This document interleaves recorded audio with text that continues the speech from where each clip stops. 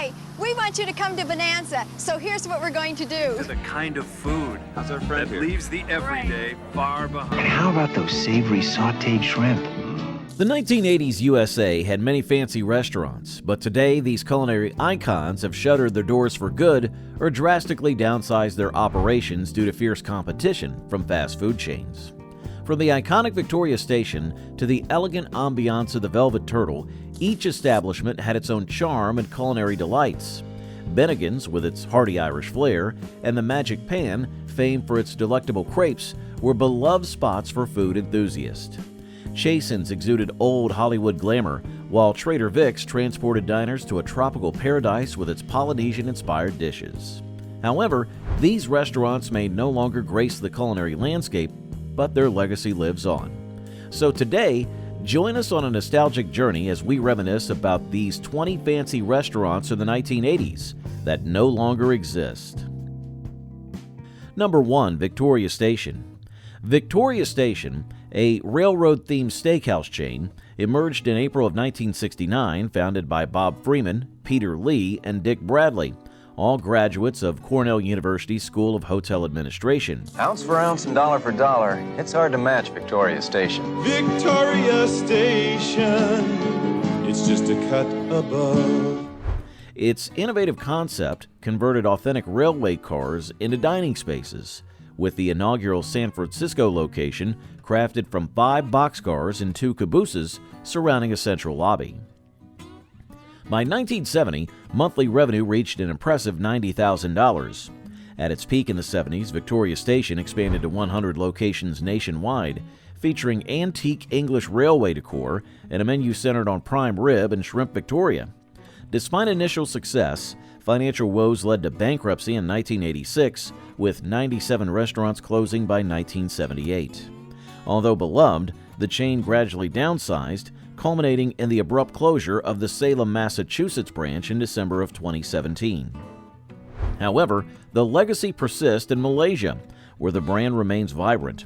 Victoria Station's pioneering approach, employee programs, and unique dining experience impacted American culinary history. The final bites at Victoria Station evoke memories of railroad-themed dining, but did the Velvet Turtle, with its upscale elegance and refined cuisine, face a fate similar to Victoria Station's rise and fall. Number 2. The Velvet Turtle. The Velvet Turtle, an upscale dining chain founded in California by Wally Botello in 1965, embodied refined elegance, symbolized by its dapper turtle logo. Introduced to California by early Portuguese sailors, this fisherman's feast comes to you steamy hot and overflowing with seafood delicacies. It's a taste of the good life. With 20 locations spanning Los Angeles, Torrance, Redondo Beach, Fresno, and Menlo Park, it became a favorite among business elites and celebrants of special occasions. Its menu featured classic American dishes with a touch of sophistication, starred steaks, seafood, and prime rib, complemented by enticing sides. However, as the 1990s approached, the rise of casual dining posed challenges. Despite its popularity, the Velvet Turtle succumbed to the evolving culinary landscape. By the early 1990s, its once glistening allure faded, leading to closure. Today, diners fondly recall its plush ambiance, flawless service, and memorable cuisine, while the elegant turtle remains a symbol of culinary nostalgia. Number 3. Bennigan's. Bennigan's, an Irish pub-themed casual dining chain, pioneered America's casual dining scene. Founded in 1976 in Atlanta by Norman E. Brinker, the mastermind behind Steak and Ale, its premier location opened in Tysons Corner, Virginia in 1977. Blending casual dining with sophistication attracted business elites and celebrants alike, with its classic American menu featuring steaks, seafood, and prime rib. Expanding rapidly across the U.S. and internationally, Bennigan's faced challenges when its parent company, Pillsbury Corporation, was acquired by Grand Metropolitan in 1989, forcing a spin-off due to liquor distribution regulations. Despite a leveraged buyout in 1991, backed by Metro Media, Bennigan struggled with sales and quality, leading to its corporate closure. Nowadays, diners fondly recall its plush ambiance, exceptional service, and memorable cuisine, cherishing its place in culinary history. Number 4. The Magic Pan. The Magic Pan, founded in 1971, transported diners to a realm of delicate flavors and whimsical charm. Hungarian immigrants Laszlo and Paulette Fono conjured this enchanting experience, birthing the restaurant on Fillmore Street in San Francisco. With an unwavering devotion to crepes, the Fonos expanded their magical venture to Ghirardelli Square. What distinguished the Magic Pan was its singular focus on crepes, spun with finesse by Leslie Fono while using the eponymous invention, the Magic Pan. This gadget, a large iron wheel with 8 crepe pans, danced over gas flames, producing ethereal creations brimming with sweet and savory delights. During the 1970s, the Magic Pan flourished, pioneering sit-down dining in malls nationwide with over 100 locations. However, the casual dining wave of the 1990s dimmed the allure of crepes, leading to the restaurant's closure. As the aroma of golden crepes from the Magic Pan wafts through memories, did Chasen's, with its star-studded allure and legendary chili, face a fate akin to the Magic Pan's rise and eventual closure. Number 5. Chasen's. Chasen's, a Hollywood institution, graced West Hollywood streets from 1936, courtesy of comedian Dave Chasen. It quickly became a hotspot for film stars, politicians, and dignitaries, its Beverly Boulevard address hosting countless glamorous gatherings. Chasen's, once a famed Hollywood hotspot, was renowned for its celebrity patrons and legendary chili, which was so beloved that Elizabeth Taylor had it flown in to her film sets. The restaurant enhanced its allure with personalized booths for icons such as Frank Sinatra and Alfred Hitchcock. Adding to its storied history, it was also where Ronald Reagan famously proposed to Nancy Davis, cementing its place in Hollywood lore. Originally a modest Chasen's Southern Pit, the eatery's chili propelled it to fame, even inspiring creative collaborations like Disney's Fantasia. Despite loyal patrons like Reagan and Sinatra, shifting dining trends led to its closure in 1995, marking the end of an era. Memories linger of Chasen's chili, silver screen magic, and Hollywood's golden age, preserving its legacy in culinary and cinematic history. Number 6. Bonanza. Bonanza Steakhouse, an icon of 1980s American dining, offered hearty steaks and an all-you-can-eat buffet experience. Founded in 1963 by Dan Blocker, known for his role as Hoss Cartwright on Bonanza, the chain debuted in Westport, Connecticut. The menu featured sizzling sirloin steaks, juicy burgers, and tender chicken alongside a bountiful buffet featuring golden fried shrimp and creamy mashed potatoes. Families embraced the rustic Western ambiance, enjoying endless servings in a casual yet upscale setting.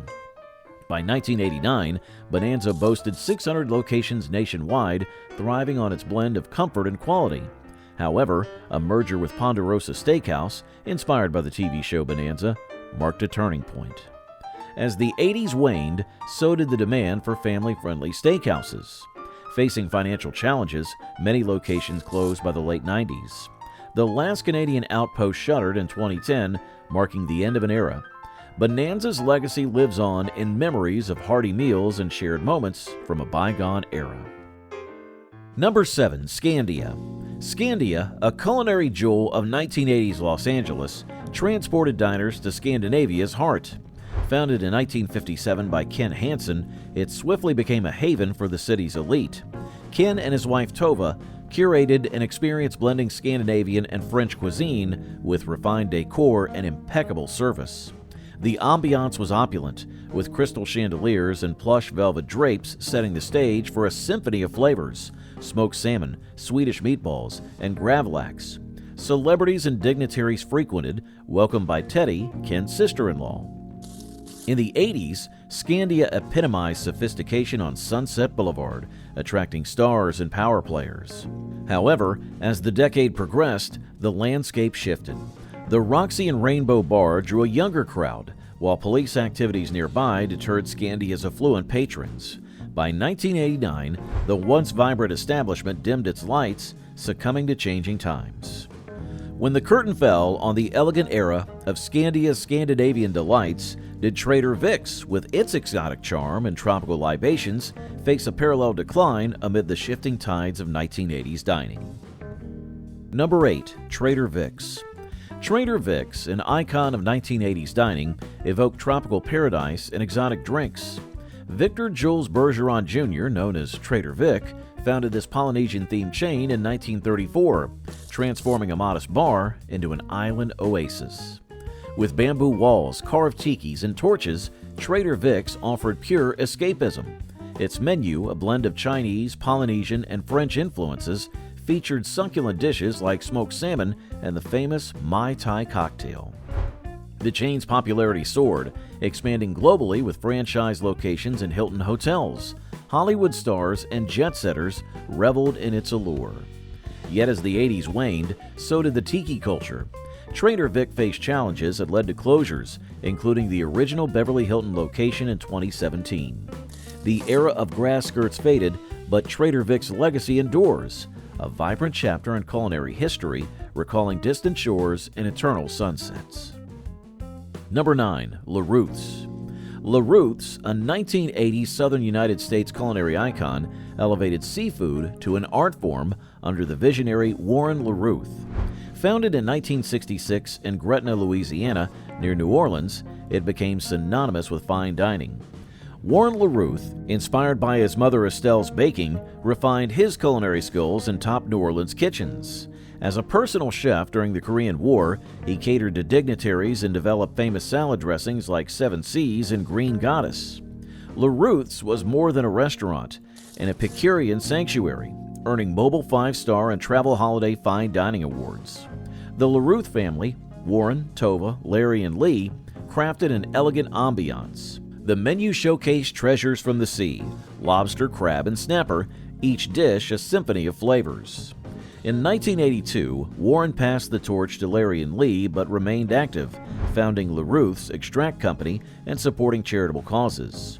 Le Ruth's legacy is a tale of culinary excellence, family devotion, and New Orleans magic. Number 10. Quo Vadis. Quo Vadis, an esteemed fixture in 1980s London's culinary landscape, offered modern British cuisine. Founded in 1926 by Italian visionary Peppino Leone, it became a gastronomic sanctuary in Soho. Situated on historic Dean Street, Quo Vadis occupied number 27, and neighboring landmarks like the birthplace of sculptor Joseph Nollekens and Karl Marx's residence are commemorated with a blue plaque.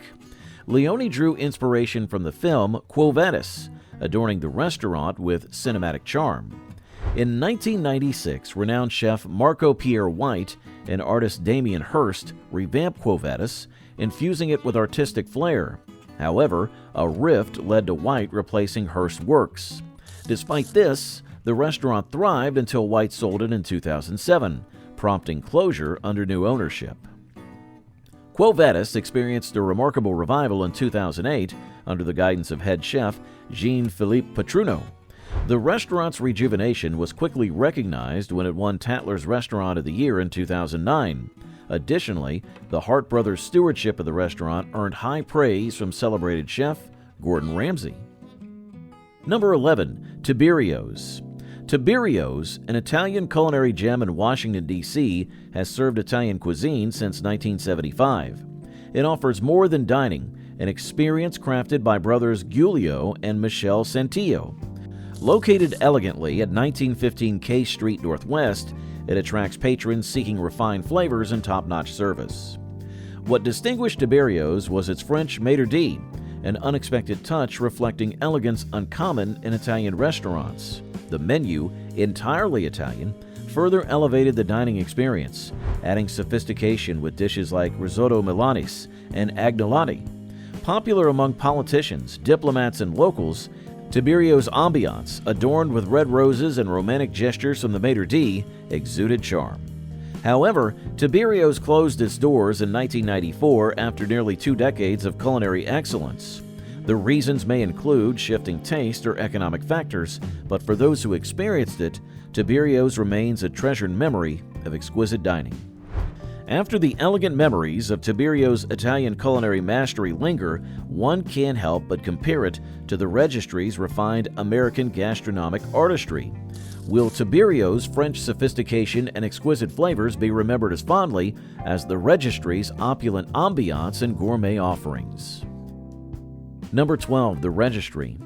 The Registry graced the American dining scene with its refined ambiance and gourmet offerings.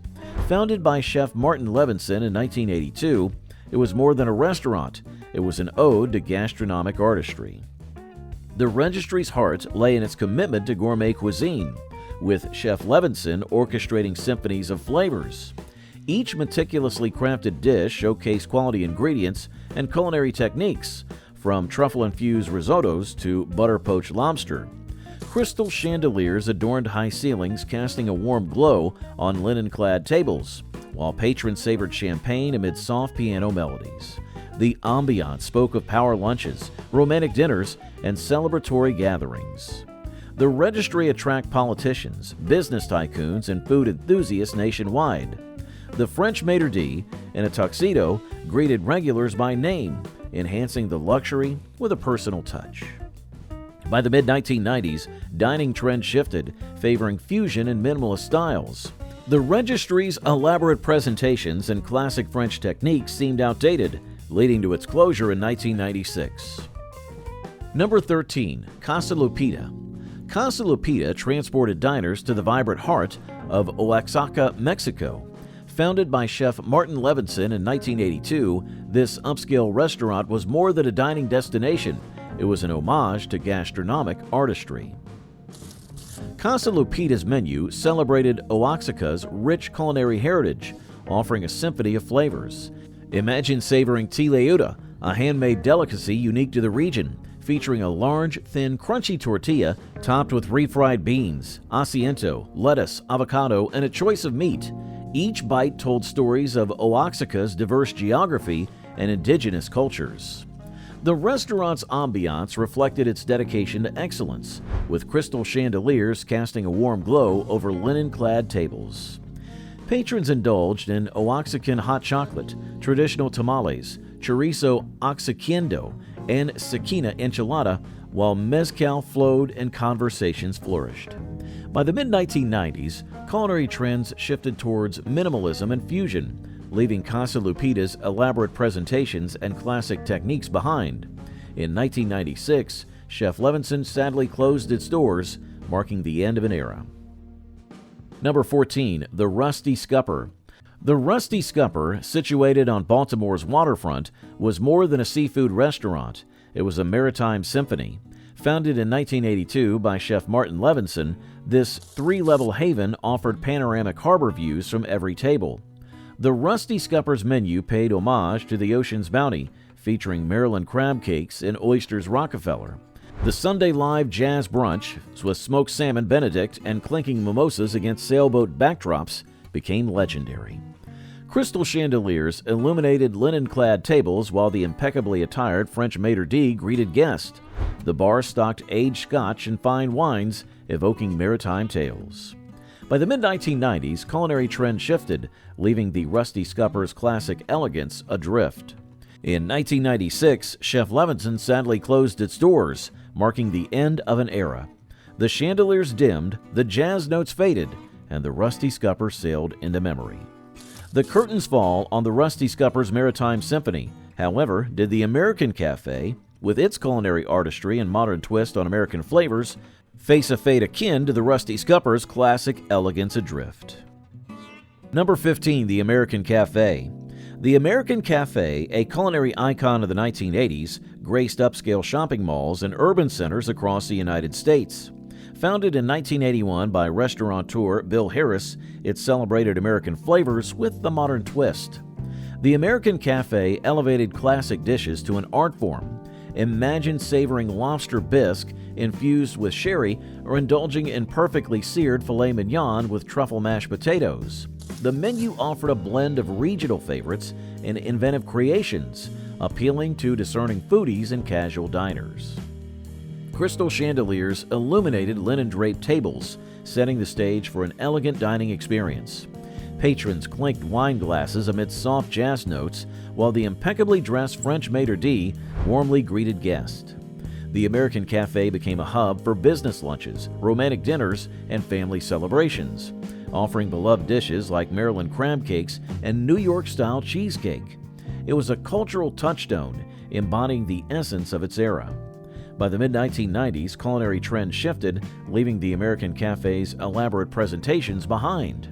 In 1997, with a bittersweet farewell, it closed its doors, becoming a cherished memory. Number 16, the Hawaiian. The Hawaiian whisked mainland diners to Hawaii's tropical paradise. Founded by John Weaver in 1975, it wasn't just a restaurant, it was an exotic escape. Envision enters a lush oasis adorned with tropical blooms, bamboo, and flickering tiki torches, promising an adventure. The menu celebrated Hawaii's vibrant flavors with poke, kalua pig, and lami lami salmon. The Hawaiian plate lunch, featuring rice, macaroni salad, and a choice of protein like teriyaki chicken or lau lau, delighted guests with its authenticity. The Hawaiian became a sensation among locals and tourists alike, drawing crowds seeking a taste of paradise. Celebrities also frequented, drawn not only by the food but also by the aloha spirit. Whether marking a milestone or relishing a leisurely meal, patrons embraced its relaxed elegance. Sadly, the Hawaiian splendor dimmed as dining trends shifted and economic challenges arose in the late 1990s.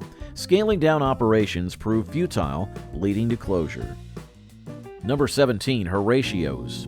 Horatio's, a bastion of culinary excellence since 1979, graced the San Leandro Marina with its maritime allure throughout the 1980s. It wasn't merely a dining destination, but a tribute to seafaring elegance. Imagine boarding a 200-year-old Royal Navy vessel enveloped by handcraft beams and authentic nautical relics, with the bay's expanse unfolding before you. Horatio's excelled in classic seafood and premium steaks. Their menu was a symphony of flavors: ahi tuna, prawn and lobster, steamed scallops, and almond-crusted sea scallops danced alongside comforting delights like the French dip sandwich and oven-roasted chicken Dijon. Each dish honored the sea, meticulously crafted and beautifully presented. Both locals and tourists were drawn to Horatio's, where whispered celebrity orders mingled with the maritime ambiance. The bay views captivated, and the service was a graceful ballet. Whether marking milestones or enjoying quiet evenings, patrons reveled in the restaurant's sophistication. Horatio's luminance dimmed as the 80s introduced new culinary trends and economic shifts. Scaling down operations couldn't stave off closure. With the maritime elegance of Horatio's fading into memory, did the Old Spaghetti Factory, with its nostalgic charm and comforting Italian-American fare, face a similar fate of closure as dining trends shifted in the late 80s? Will the echoes of laughter and the aroma of Mitsira cheese linger, reminding patrons of cherished family traditions amidst changing culinary landscapes? Number 18, the Old Spaghetti Factory. The Old Spaghetti Factory, an enduring symbol of nostalgia from the 1980s, spread its pasta enchantment across the U.S. Founded in 1969 by Gus and Sally Dussin, this family-owned treasure transcended mere dining. It was a cherished time capsule. Its inaugural location in Portland, Oregon's historic Carriage and Baggage Building welcomed its first guest on January the 10th of 1969. The Old Spaghetti Factory celebrated comfort food with a touch of sophistication. Their hallmark dish, spaghetti with Mistira cheese and brown butter, almost didn't make the menu. Gus Dussin's quest for a business license necessitated one more item, leading to the creation of the beloved Mistira cheese recipe. Guests also delighted in classics like veal parmigiana, New York steak, and breast of chicken, each plate an homage to hearty Italian-American cuisine. The restaurant's trolley car dining area, salvaged from a field near Reed College, added whimsy to the experience. Patrons reveled in cozy booths, savoring tea or coffee and indulging in spumani ice cream. The Old Spaghetti Factory became a cherished family tradition, attracting locals and tourists. From Honolulu to Louisville, its over 40 locations across 13 states echoed with laughter and the clinking of forks. As the 80s drew to a close, some of its upscale locations followed suit. Changing dining trends and economic shifts prompted closures and rebranding. Number 19. Maison Blanche Restaurants. Maison Blanche graced New Orleans with its timeless elegance. Founded in 1897 by Isidore Newman, a German immigrant, it transcended mere dining. It was a sanctuary clad in white. The very name White House in French evokes sophistication. They offered patrons a sophisticated dining experience, serving classic French dishes such as coq au vin and beef bourguignon. These restaurants were trendy among the American public during the mid-20th century, attracting affluent clientele seeking refined dining experiences. The flagship store on Canal Street became a local legend. Maison Blanche introduced the whimsical Mr. Bingle Christmas mascot, captivating hearts during the festive season. As the 80s faded, some upscale locations followed due to economic shifts. In 1991, 8 Florida stores were sold to Dillard's. And number 20, Gulliver's. Gulliver's graced New Orleans with its enduring elegance. Founded in 1897 by Isidore Newman, a German immigrant, it transcended mere dining. It was a sanctuary adorned in white. Visualize stepping into a historic tower on Canal Street, embellished with iron and brass. Offering a distinctive dining experience, it became a popular destination across the United States. Gulliver's quickly gained acclaim for its tender prime rib cooked to perfection, served in generous portions alongside classic sides like baked potatoes and creamed spinach. Celebrities discreetly placed orders amidst the maritime ambiance. It became a cherished family tradition, attracting locals and tourists alike. As the 80s declined, economic shifts led to the closure of some upscale locations. In 1991, 8 Florida stores were sold to Dillard's.